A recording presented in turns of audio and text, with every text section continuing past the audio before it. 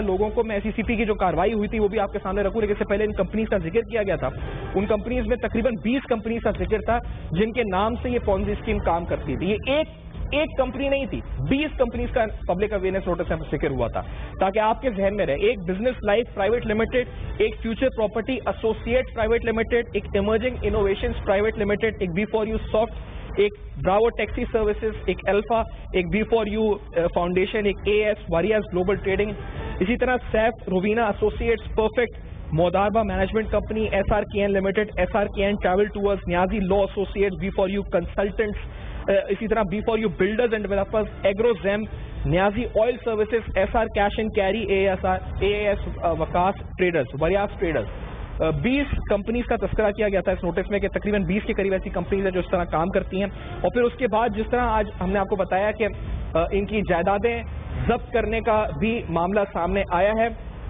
اس سے پہلے آپ کو بتاتے چلیں کہ ان کے بینک اکاؤنٹ ضبط کرنے کے لیے نیب پہلے ہی ایک درخواست مختلف بینکس کو دے چکا تھا، اور ہم نے دیکھا تھا کہ اس درخواست میں نیب کی طرف سے تقریباً 29 کے قریب ان کے کمپنیز کا ذکر کیا گیا تھا جن کے نام پر یہ اکاؤنٹس یا پراپرٹیز ہولڈ کرتے تھے. ایک بینک کے ہیڈ آف کمپلائنس کو لکھا گیا، ایک نجی بینک کے ہیڈ آف کمپلائنس کو لکھا گیا نوٹس میرے پاس موجود ہے جو کہ مارچ 2021 میں لکھا گیا تھا، اور اس میں بتایا گیا تھا کہ during the enquiry proceedings it has been revealed that accused person or the associates are reportedly maintaining bank accounts at your bank in their individual names or companies as listed below. تو جو اثاثے منجمد کرنے کی بات ہے جو آج ہوئے ہیں، اس سلسلے میں نیب پہلے بھی بینکس کو درخواست کر کے ان کے بینک اکاؤنٹس منجمد کرنے کی درخواست کے ذریعے بینک جو اکاؤنٹس تھے ان کی کمپنیز کے نام پر یا ان کے نام پر ان کو فریز کرنے کی درخواست دے چکا ہے. تو اب اثاثے منجمد بھی باقاعدہ احتساب عدالت کی طرف سے منظوری ہو گئی ہے، اور اس سے پہلے بینک اکاؤنٹس بھی ضبط ہو چکے ہیں. یہاں پر بھی ایک نہیں تقریباً 29 کمپنیز ہیں جن کے نام کے اوپر یہ مختلف اکاؤنٹس تھے. ان کمپنیز کے اندر اگر آپ کو بتائیں بزنس لائف جیسا میں نے کہا اس سے پہلے ذکر ہوا، future property, emerging innovations, B4U soft, bravo taxi services, B4U bridge foundation, AS Wariaz global trading, Saif Raveena, perfect Mudaraba management, B4U consultant, Sarina Nermin Khan کے نام پہ اکاؤنٹ تھا. اسی طرح Ahmad Wariaz Khan, Azam Wariaz Khan, dream sugar mills brokers, Niazi petroleum, RDF dairy products, نیازی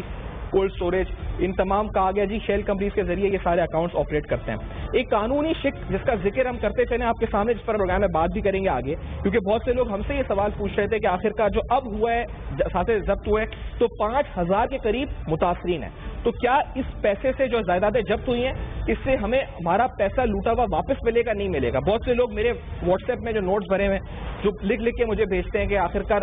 ہمیں پیسہ کب ملے گا، ان کو یہ سوال ہے جی پیسہ کب ملے گا واپس. سب کی نظریں احتساب عدالت کی کارروائی کے اوپر بھی ہیں کہ ریفرنس کس طرح آگے بڑھے گی، لیکن اس سوال کو ہم قانونی روشنی میں سمجھیں گے کہ آخرکار جو اب ضبط ہوا ہے کیا اس کے ذریعے پیسہ ریکور ہوگا یا یہ روٹین کی کارروائی ہے نیب کی کہ جب نیب انویسٹیگیشن انکوائری سٹارٹ کرتی ہے تو اثاثے ضبط ہوتے ہیں، اور پھر اس میں اتنا ڈیلے کیوں آیا یہ بھی سوال اٹھائیں گے کہ آخرکار وجہ کیا بنی. کیونکہ جو میری نیب ذرائع سے بات ہوئی ایک وجہ یہ بھی تھی کہ نیب آرڈیننس میں کچھ تبدیلیاں ہوئی تھی جس کی وجہ سے ایز پرائیویٹ پارٹی نیب آگے بڑھ نہیں پایا تھا اس انویسٹیگیشن میں. تو ویل آسک آلسو دیٹ، یہ بھی آپ کے سامنے اندرونی حقائق اس کیس سے متعلق رکھیں گے. After this very short break ناظرین واپس آتے ہیں ہمارے ساتھ.